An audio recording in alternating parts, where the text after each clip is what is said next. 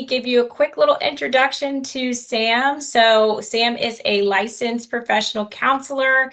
He has served the neurodivergent individuals and families for more than 25 years.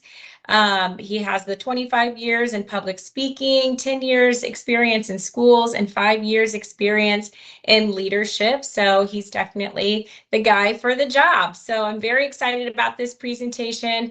I'm going to turn it on over to Sam, and he's going to talk to us about unlocking the power of neurodiversity.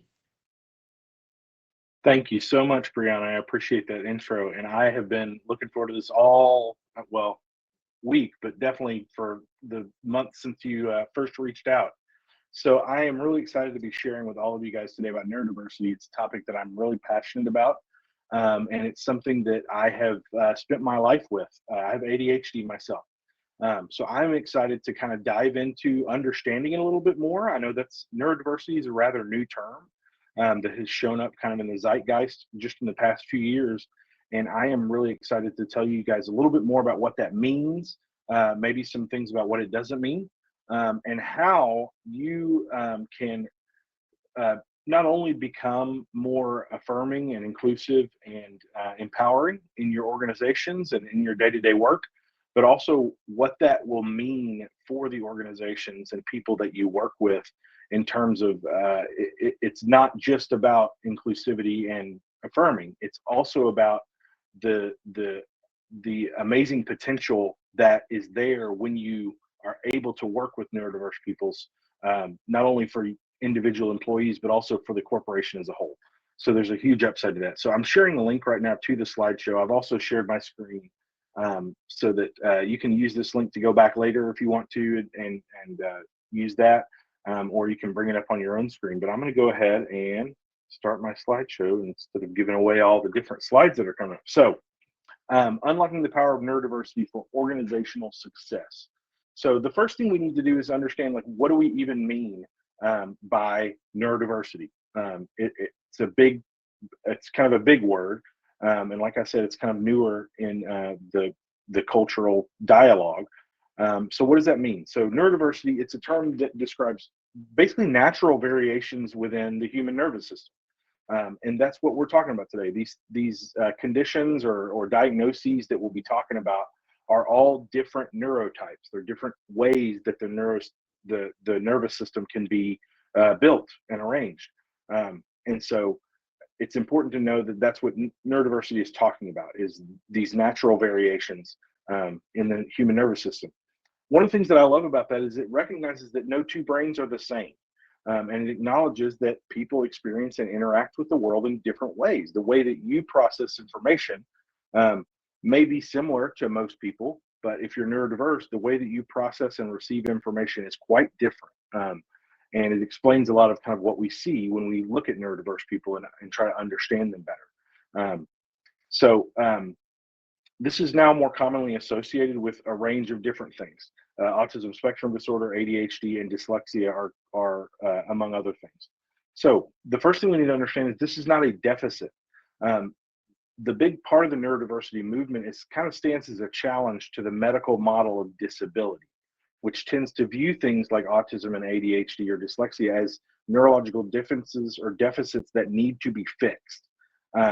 Instead, this basically acknowledges the fact that these brains are perfectly natural and normal, things that are going to always occur within human beings, and that any friction that is created or barriers that are there are created by a society and environment that was designed for neurotypical people. So neurotypical is a word that is within the neurodivergent community that basically most people have a neurotypical brain. Now that doesn't mean you're the same as everybody else or anything like that, but it just means that the ways that you process information and receive and observe the world around you is more in line with the majority of the population.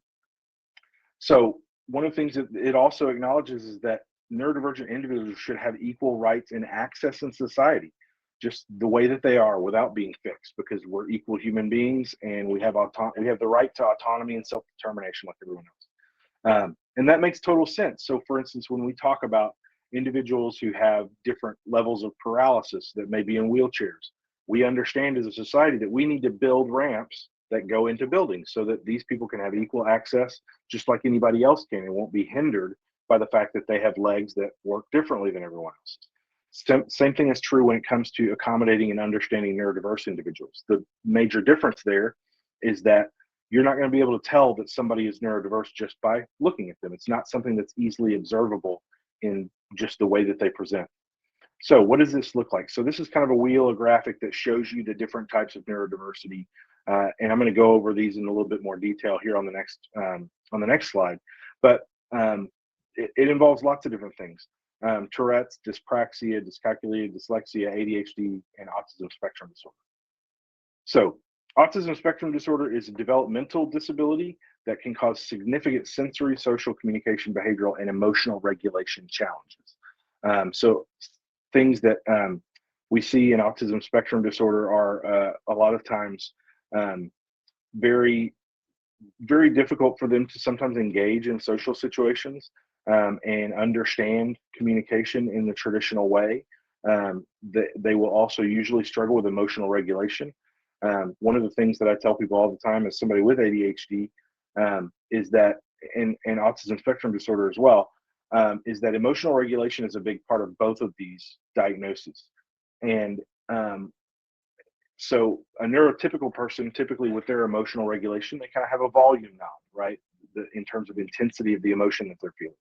Whereas people who are neurodivergent oftentimes will have more of an on and off switch. Either I'm feeling angry and I'm all the way angry, or I'm feeling happy and I'm all the way happy, or I'm not feeling those things. And so it's difficult sometimes for us to understand the degrees and the intensities of those things.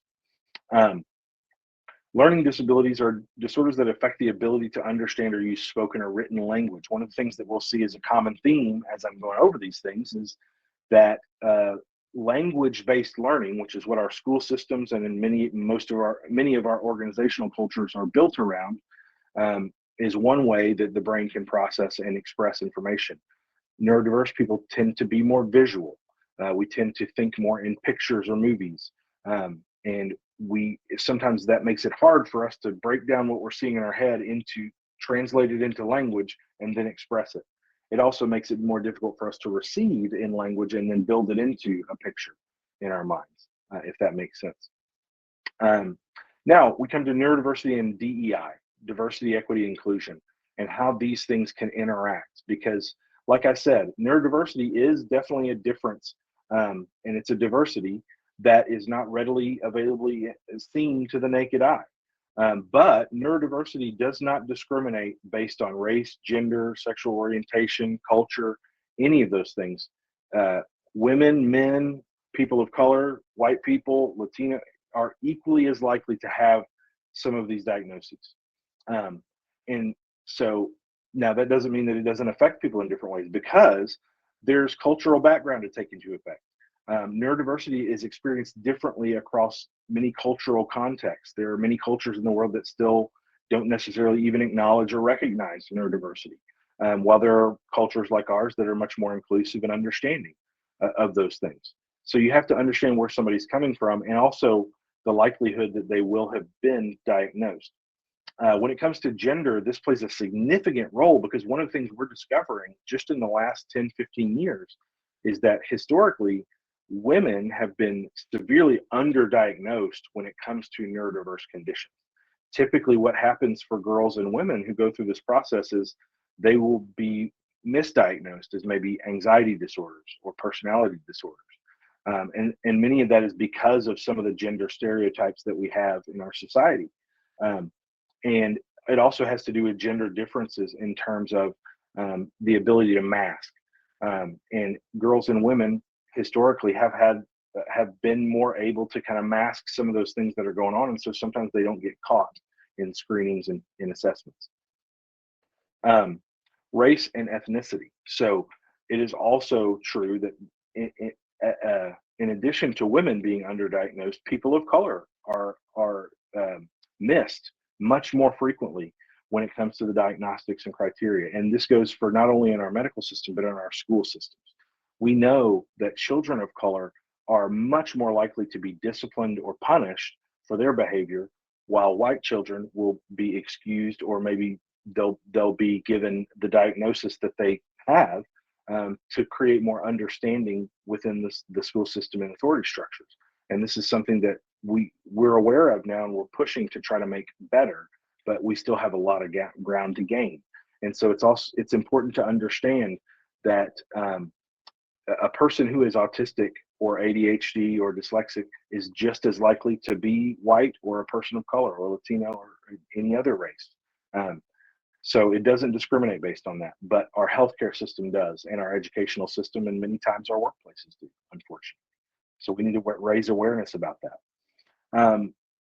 Sexual orientation also really doesn't play into it. We do know that the LGBTQ plus community has a disproportionate number of neurodiverse individuals, which may speak to the fact that neurodiverse individuals tend to be more outside the box thinkers. They tend to be more open to the idea of sexuality being more on a spectrum, or gender being more on a spectrum.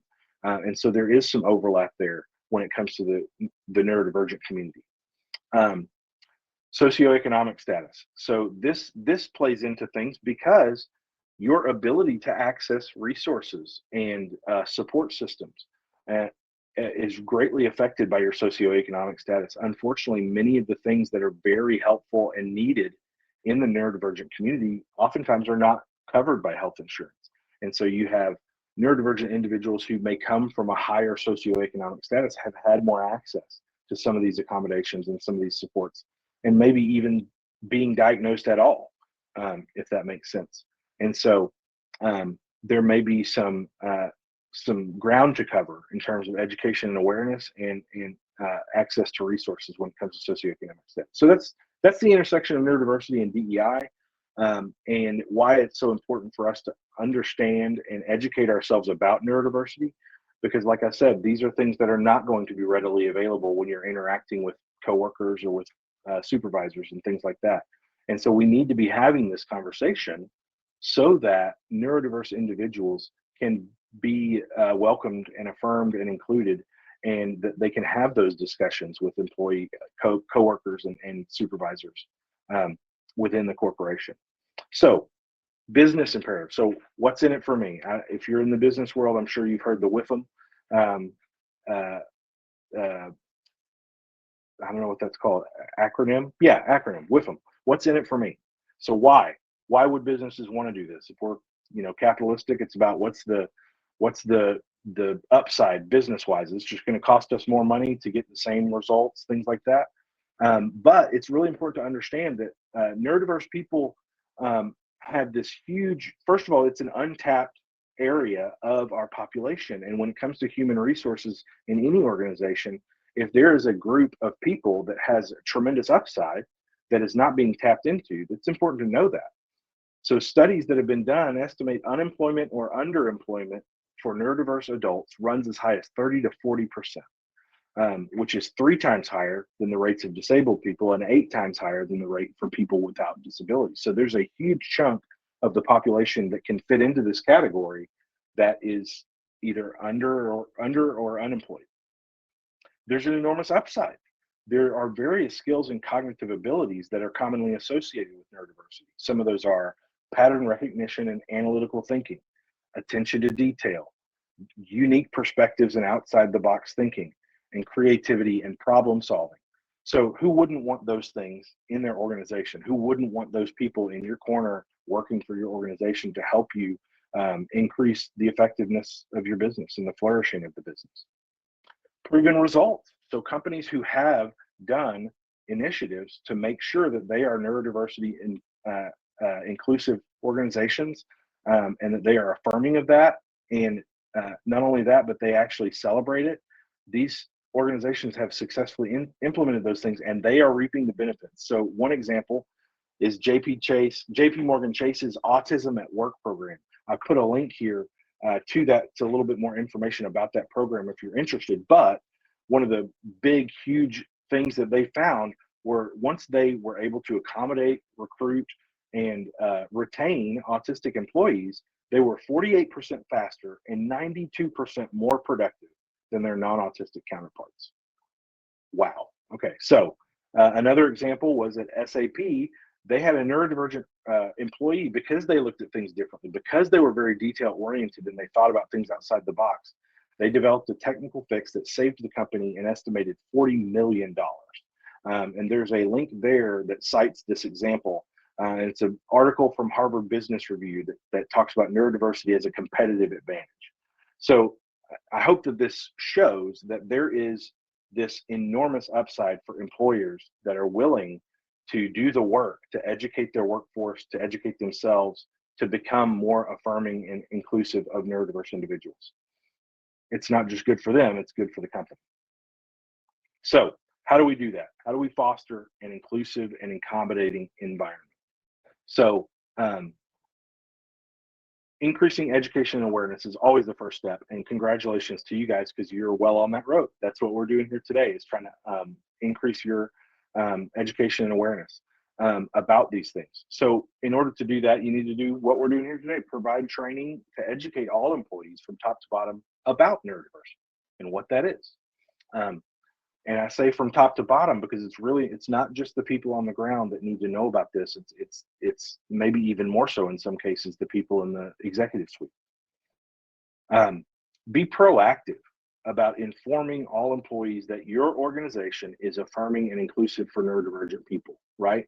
If you want neurodivergent people to be able to speak up and be accommodated, they need to feel like that you are in their corner, that they are not becoming a burden or going to create friction for themselves by, I guess, coming out, so to speak, and letting you know about their neurodivergence.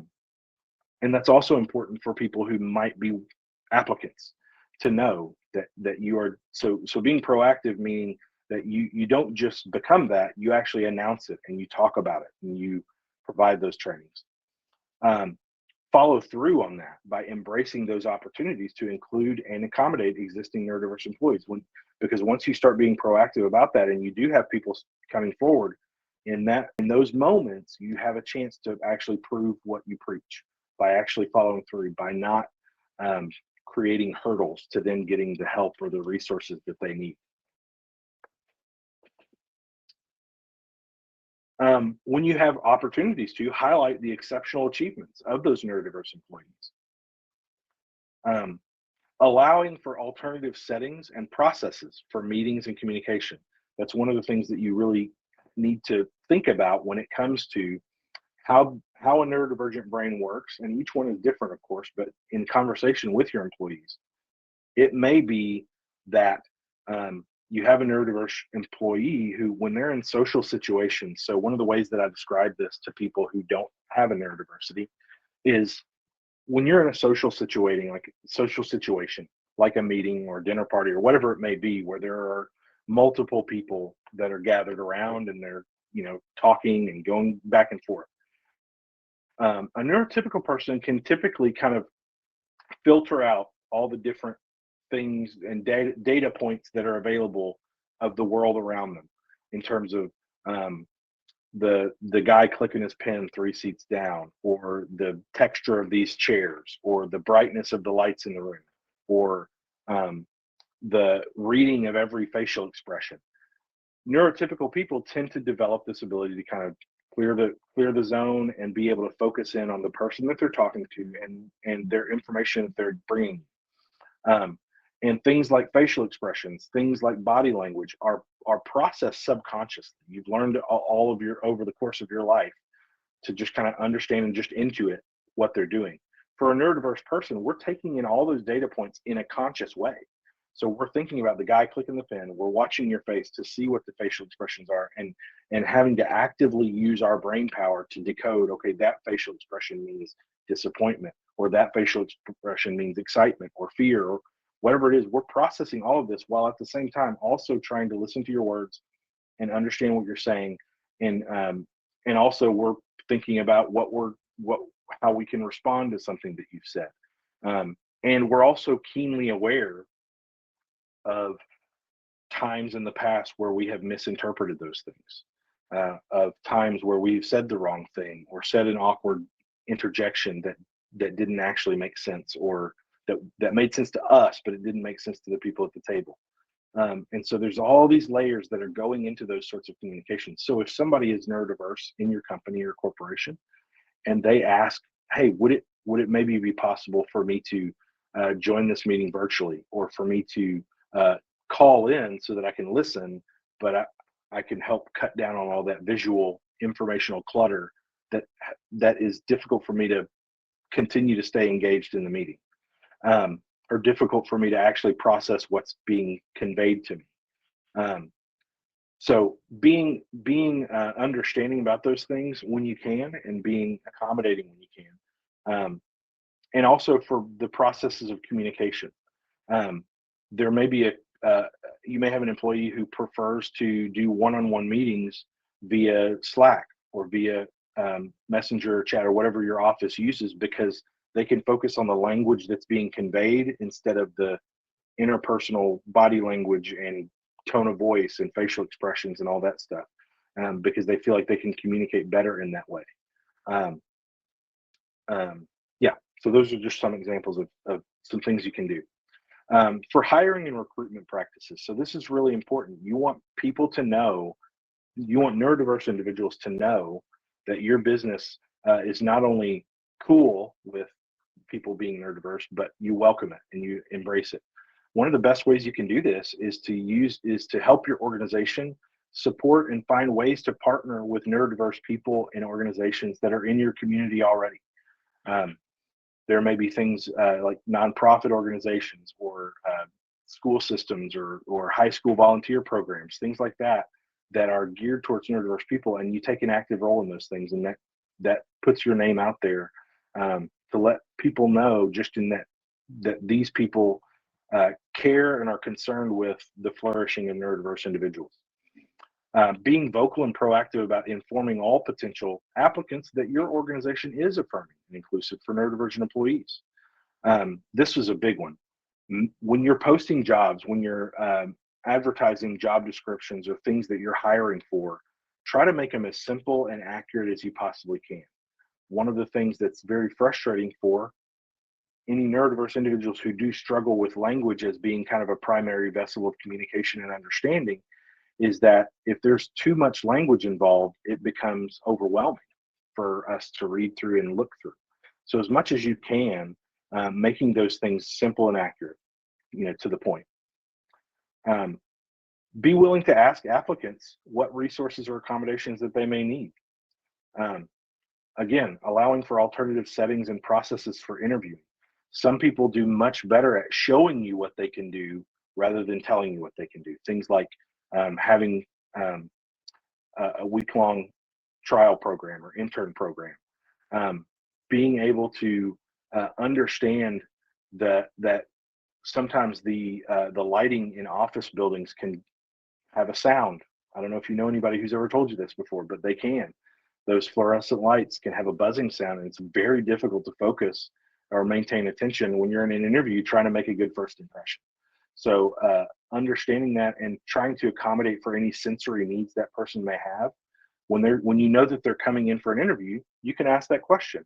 Are there any sensory sensitivities that we can be aware of so that we can make adjustments on the front? Whether that's types of seating, or whether that's types of lighting or noisiness, can we make sure to meet in a quiet place that's away from lots of traffic, or a place that's away from a lot of visual distractions.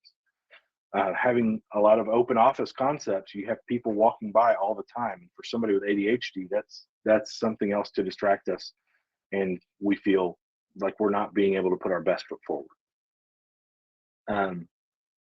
Sensory integration is a big part of any neurodiversity. One of the things that we know is that the sensory processing in the brains of neurodiverse people is very, very sensitive in a lot of ways.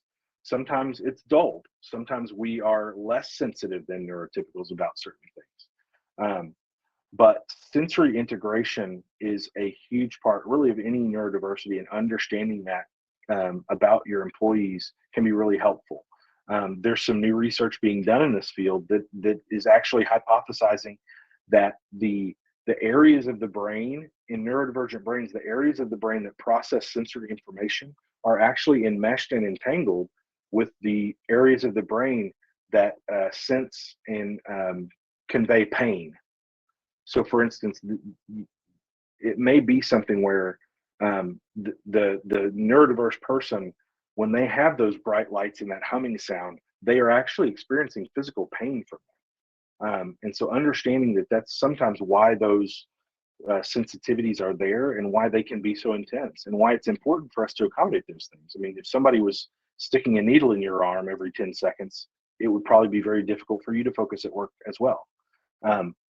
So understanding those things and trying to make accommodations as much as we can so that we have a conducive workplace and a safe workplace for these people is in our best interest as well as theirs.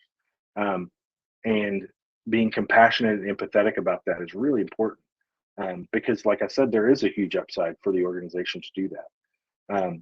The other thing that contributes to is employee retention. This is one of the reasons why so many neurodivergent people are under or unemployed, is because of the sensory issues that sometimes they have in an office setting or even in a work environment. So being able to cut down on those things is going to be really important for being able to understand neurodivergent people. So understanding those unique sensory needs. Creating a willingness to accommodate sensitivity needs across 8 sensory system areas. So I know that goes against a lot of common knowledge that there are 5 senses, but there are actually more than that. There's sight, sound, smell, touch, taste. Those are the 5 that we tend to know a lot about, but there's also balance, movement, and internal state. So for instance, you may have employees that need to have a different type of seating arrangement. To have like a workout ball or something they can sit on that allows them to have that to fill that need, that sensory need that they have for movement. You may need to think about incorporating standing desks so that they're not sitting still or being expected to sit still for so long. Being able to have work from home situations when you can, or work from home as needed for those people that need to kind of recharge their batteries for a day before they come back into an office setting. So having some flexibility there. Modifying the environment accordingly to minimize sensory overload and creating calming spaces. So like I said, I know open office concepts have been all the rage for a long time. But for somebody who has difficulty with attention, that is a nightmare. That anyone could come up to my desk at any moment and interrupt my workflow or walk by wearing a cool shirt that I get distracted by. Where'd they get that shirt? Now I'm Googling something that's taken me off task because of that difficulty to focus my attention. So you may have employees that actually would prefer to have more of a closed off office space that's quiet and separated from the general hubbub of an open office space area. Or to be able to work from home, like I said, instead of having to come into a big open office if there are no quiet spaces. But proactively creating those spaces. And it may be somebody who says, I can work in that. A lot of these things exist on a spectrum, right? So you may have an ADHD person who is not that easily distractible, but they do need to have a place where they can go from time to time to kind of shut out all the noise. So creating quiet spaces that have some sensory integration tools like swings or even trampolines for autistic individuals. A lot of times that vestibular motion is needed to be able to meet those sensory needs in a place that's not front and center and out in the middle of everything, but it's a quiet, secluded place where they can go to do that. Noise canceling headphones. I know a lot of employees neurodivergent employees will find those very helpful. If you need a guide to kind of start this process, this is a link to an article. It's tips for creating a sensory-friendly office. It's a good starting place. Respectful communication is huge when it comes to understanding neurodiversity and having an affirming workplace. So recognizing that communication comes in many forms, including behavior. And so many times, especially individuals on the autism spectrum, but it can be true for any neurodiverse person, they may have difficulty verbalizing what they're thinking or what they're feeling. And so it may become important to understand how their body reacts to those things and how they may wear their emotions on their sleeves. And sometimes individuals that are neurodivergent are accused of having resting bee face, because it's not that they're disappointed, but their face doesn't reflect emotions in the same way that a neurotypical person does. So they may look very angry, but they're not. And so sometimes you may need to ask them if you're judging things correctly, based on body language or facial expression. Respecting and facilitating all forms of communication. Like I said, there are some autistic individuals that are nonverbal, and that does not mean that they're low intelligence or low ability. Many times that is not the case at all. Many times they're very highly intelligent. It's just something about the act of talking or using language that is just very off-putting. So they may need a different type of communicating device. They may need to have something that speaks for them or on their behalf. And so sometimes it may be a situation where you need to cultivate patience, because a lot of those speaking machines take time for them to build their phrases and what they want to say. And so having some patience and creating enough time to be able to communicate effectively. You may need to block off more time for a meeting with that person, out of respect for the way that they communicate. Respect people that do want to communicate mainly in text or in other ways. I have one client who prefers to communicate in GIFs, and that's how he feels he can express what he's thinking and feeling the best. Is he'll find the right GIF to kind of convey what he's wanting to say, or the right combination of GIFs that he's wanting to say, and that makes so much more sense to him when you communicate with him in that way. And also it makes for some really fun exchanges when it comes to us meeting together and talking. So being understanding and flexible about those things in the way that's most authentic for them. Like I said, some people who maybe they can hear and speak, but they prefer to use ASL. And so making accommodations for them to be able to do that by maybe providing translation services, if need be, for the person who uses ASL.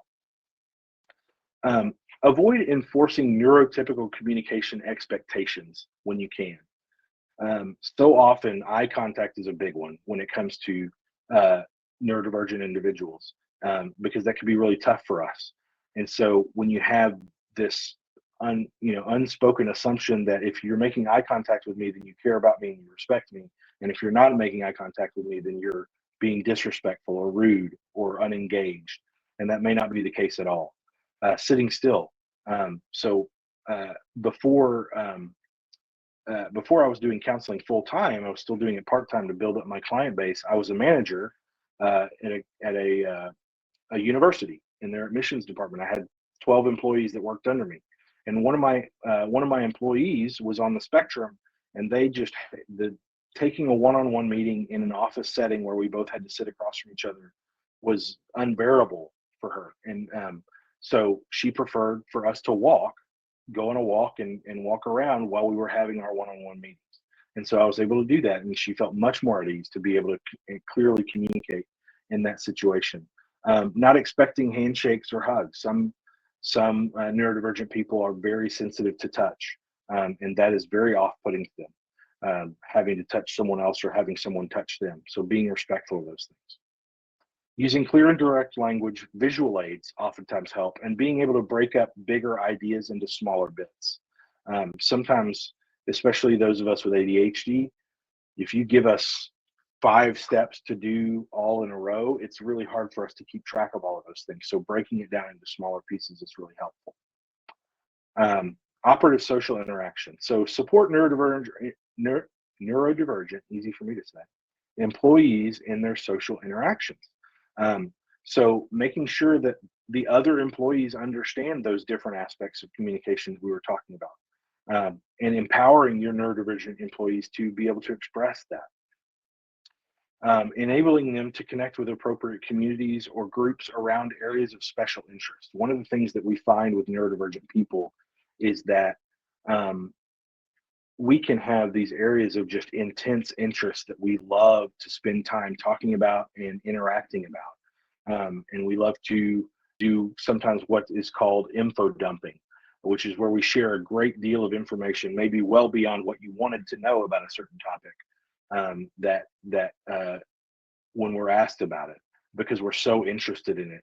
So this creates a real opportunity for employers, especially if any of those special interests may overlap with your business interests, allowing those people to really dive in on those special interests and learn all about it. But even if it doesn't overlap, providing space if there are other employees who have those same special interests, providing space and time for them to be able to have, you know, a meeting each week where they get to talk about new things that they've learned about those special interests. Because when you provide that, you're going to get a lot better engagement um, and work product once they do come back out of that special interest and re-engage, because they just charged up their batteries and man, they're ready to go. Again, educating all employees about those styles of thinking, feeling, and social communicating. Avoiding neurotypical assumptions about what an employee's social wants or needs should be. We see this a lot. I see it a lot with parents who are like, well, he eats lunch by himself all the time. He doesn't want to, he's afraid to interact with people or whatever else. Well, if you have an employee who eats lunch alone, that may be because that's what they prefer. They would rather not be in a big social gathering and going out with a big group of people. Maybe they find that terribly off-putting or stressful. And it's not something they want. Maybe they prefer to not have many social connections at work, and that can be an okay thing. It doesn't mean they're not a team player. It doesn't mean that they're not interested in the work that they're doing and wanting to do a good job at it. It just means that maybe they don't have the same social needs as other people might. Environmental emotional regulation, being able to help people identify and resolve unmet needs to promote self-regulation. Creating that supportive environment that minimizes stressors and fosters emotional well-being.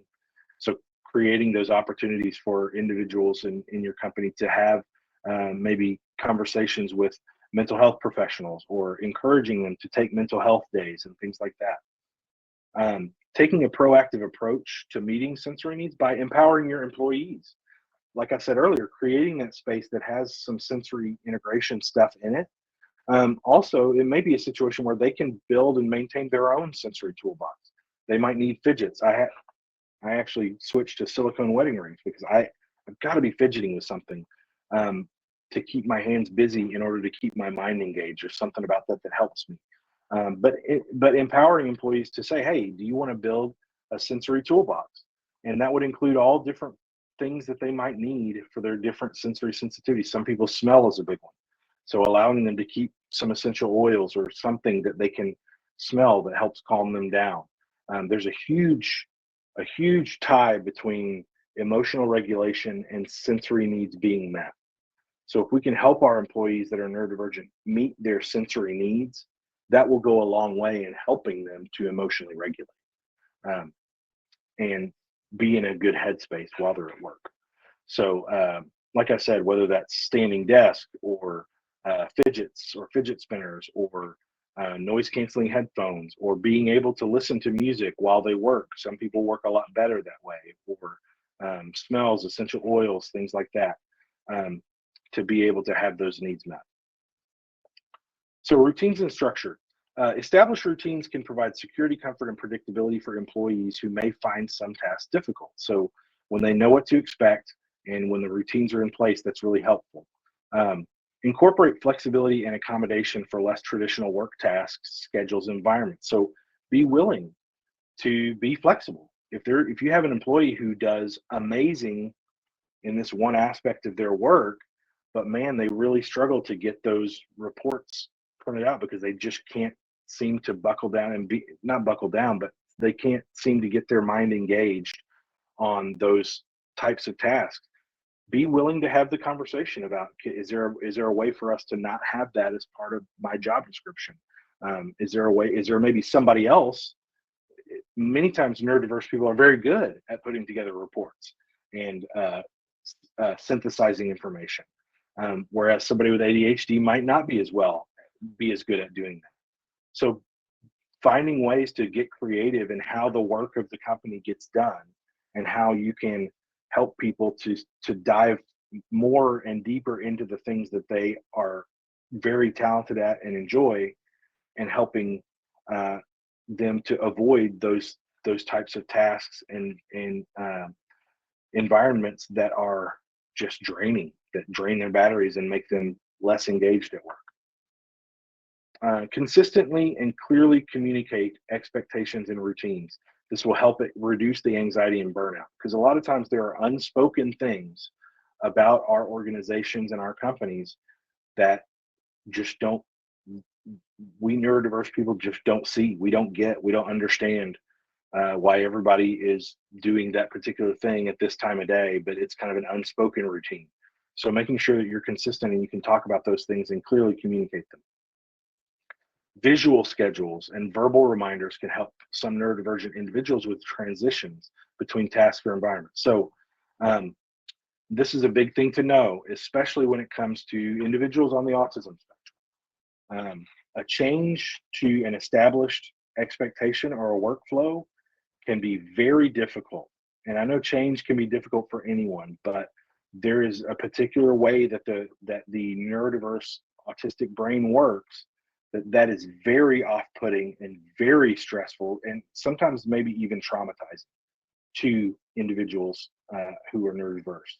And so it's really important that if you have some changes that are coming down the pike that are going to need to happen, as they do, including neurodiverse employees in the development and the rollout of those things, because they might be able to see ways that that could be done in a more affirming and inclusive way that will help your neurodiverse employees to be able, they can make transitions. It just, you have to be purposeful about it. And they can give you insights into that. They can also give you insights about, sometimes they're willing to ask the question, why do we need to change that?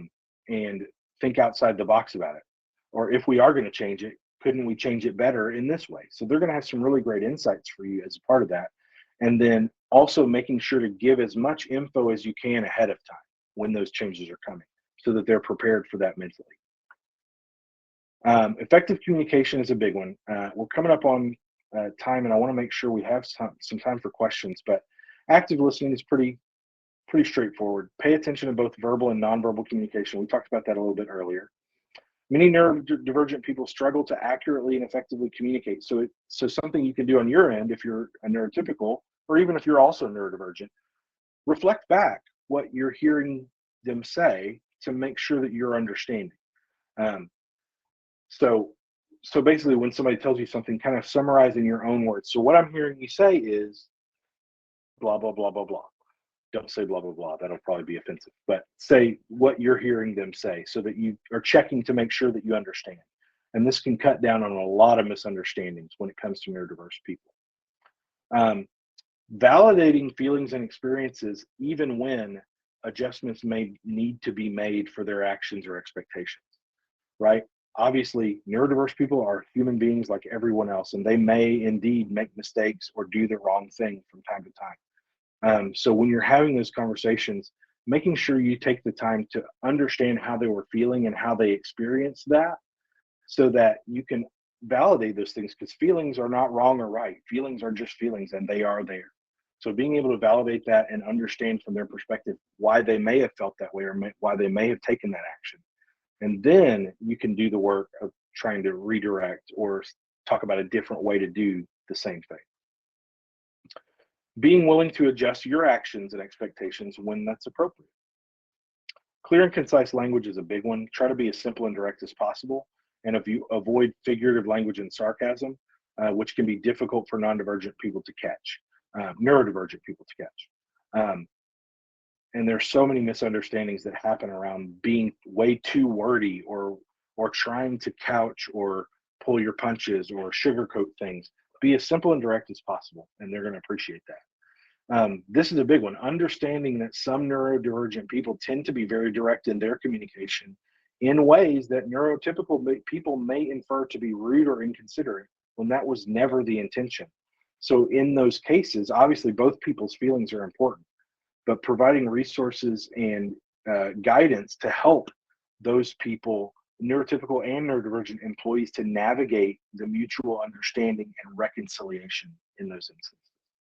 Because the last thing you want is for somebody to form up an opinion that so-and-so is a jerk and rude, when that's not their intention at all. They just are neurodiverse, and that's how they communicate. And they actually may hold you in very high regard, even though you feel like they don't. So being able to talk about that in open and explicit ways is very helpful. Using visual aids can help. I skip right past that. But it's especially helpful when they have difficulty with processing auditory information or verbal instructions. So being able to give a visual breakdown of those things. Alternative communication methods. Explore things like sign language or picture exchange systems for employees who have limited verbal ability. Exploring messaging or texting as appropriate vehicles for what could be more emotionally charged conversations to help with that emotional regulation and processing speed. A lot of times, neurodivergent individuals appreciate having that space so that they can actually read and take the time to process what's being said and understand what's being said, and then to be purposeful in how they respond to that instead of feeling that pressure to have that back and forth right away. That can be really helpful. Patience and understanding, obviously, this is huge. Recognizing that communication may take more time and effort for neurodivergent employees. Being patient and understanding and provide encouragement and support. Really be on your guard about disparaging or demeaning remarks like, of course you messed this up, or what's wrong with you? Why can't you do this? One of the reasons I say that is from a mental health perspective. There was a study done on neurodivergent children, and by the time that they are age 12, they have heard 20,000 more disparaging or insulting remarks directed at them than neurotypical children. 20,000 more by the time they're age 12. You can imagine how that compounds over time and the effect of that on them. So being really careful about what you say out of frustration or anxiety or worry or even anger, because those disparaging marks, there's a thing called rejection sensitive dysphoria that develops in people that are neurodiverse over time because they have had that experience so often of being disparaged and being looked at and rejected by neurotypical people and the neurotypical world, that those things really are impactful in a very detrimental way, maybe even to a disproportionate amount because they may have that issue. Model appropriate ownership and responsibility by apologizing when and if you do make mistakes. That goes a long way for neurodivergent people to see, and it helps us to gain respect for people when people are able to talk with us and with understanding and compassion and take ownership of things that they may have done or said, whether they were intentional or not. That tends to raise them up in our minds as in terms of level of respect and even their authority to be able to speak with us and tell us things, because we know that those people are fair-minded and they're honest and sincere and are able to see when mistakes have been made. Performance management, that may be a big one. Making sure to focus on strengths and focusing on ability rather than deficits. When you do need to address concerns over actions or performance, there's this language of identity that I like to remind all people of. I really talk about this a lot with parents, but one of the ways that you can help that shame cycle that neurodiverse people tend to get into is to begin the conversation by talking about who they are or what you really appreciate about them, and then how whatever happened or whatever needs to be addressed seems to be incongruent with who you know that they are. So for instance, I know that you really do I know that it's important to you to work hard and to be productive at what you do. And I know how important your work is to you here and how seriously that you take it. So knowing that about you, help me understand what's going on here with this quarter, with these numbers this quarter, and what's happening there. Help me understand because I want to help. I want to move forward and progress. So when you do that, you're giving them kind of a permission structure to not feel shame over it, but to actually engage with the thing itself. It's probably good for any employee, honestly, but especially employees that are more sensitive to that. Address any issues in these areas collaboratively with a focus on what you do want. So painting a positive picture of what you do want them to be doing rather than to focusing on don't do this, don't do this. That makes it very difficult for us to understand what it is that you do want. Making a plan, collaborate with them when you're creating expectations or incentives or boundaries. That'll increase their buy-in. Clearly communicate expectations for task and performance. We are very sensitive to perceived double standards, unfairness, or injustices. So try to be as consistent as you can when you're implementing those things, and be willing to explain. There may be exceptions that need to be made, and that may absolutely be legitimate, but being willing to have that conversation. So often, the frustrating thing for somebody who has that extreme sensitivity to unfairness and double standards is the because I said so, or because that's the way it has to be. That is like a thorn in our brain, and it will eat at us all. We'll be distracted. So being willing to take the time to have the explanation when it's appropriate. Positive reinforcement is going to be better than negative consequences every time, because you're going to get better practical, and this is through studies.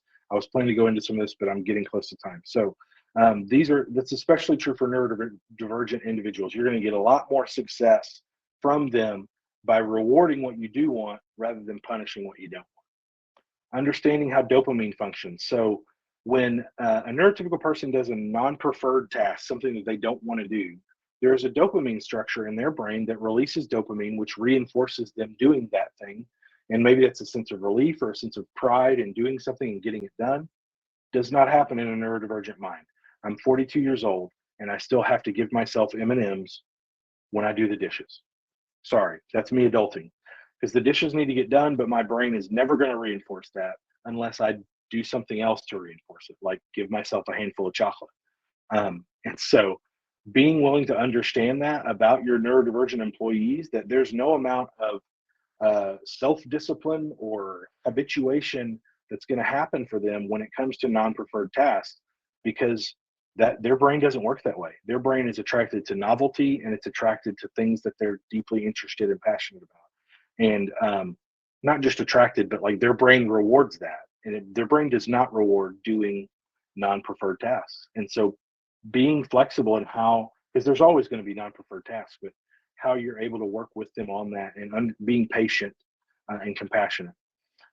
Time blindness. We tend to get lost in time. We understand that there is a past and the future, but it's very difficult for us to understand it. So I've heard it said this way: a neurotypical person sees their tasks and daily routines laid out in front of them horizontal, and that there's a place and time when you get there to do it.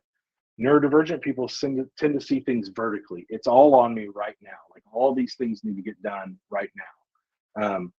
And that can be very overwhelming. So understanding that and helping them to shrink the distance between task and payoff as much as you can. Say yes as much as possible, because then your no is going to mean a lot more to them when that happens.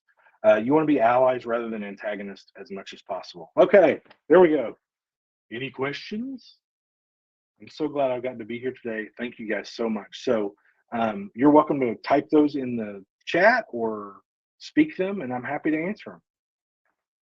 Yes, are there any questions for Sam as we wrap up here?